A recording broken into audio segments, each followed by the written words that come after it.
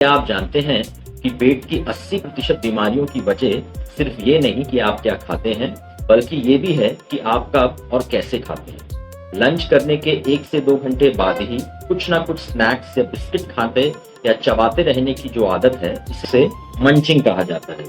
आयुर्वेद में इसी मंचिंग को अध्यशन कहते हैं और ये आपके पाचन तंत्र के लिए बेहद खतरनाक है। अध्यशन का सीधा और सरल मतलब है पूर्व में किए गए भोजन के पचे बिना ही पुनः भोजन कर लेना।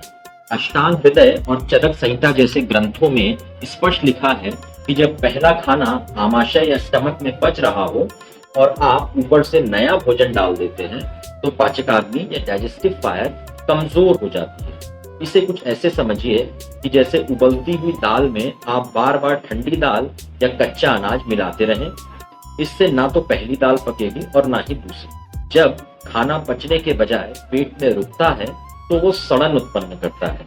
इस सड़न के कारण शरीर में आम यानी टॉक्सिन्स बनते हैं और यही आम आगे चल के रोगों का कारण बनता है। दोपहर में आने वाली भयंकर सुस्ती, ब्लोटिंग, एसिडिटी और अपच, और सबसे बड़ा अकारण बढ़ता हुआ बेली फैट और स्किन प्रॉब्लम्स है। तो आयुर्वेद इसके लिए क्या नियम बताता है? सबसे पहला नियम, 2 मुख्य भोजनों के बीच में कम से कम 4 से 6 घंटे का अंतर रखें।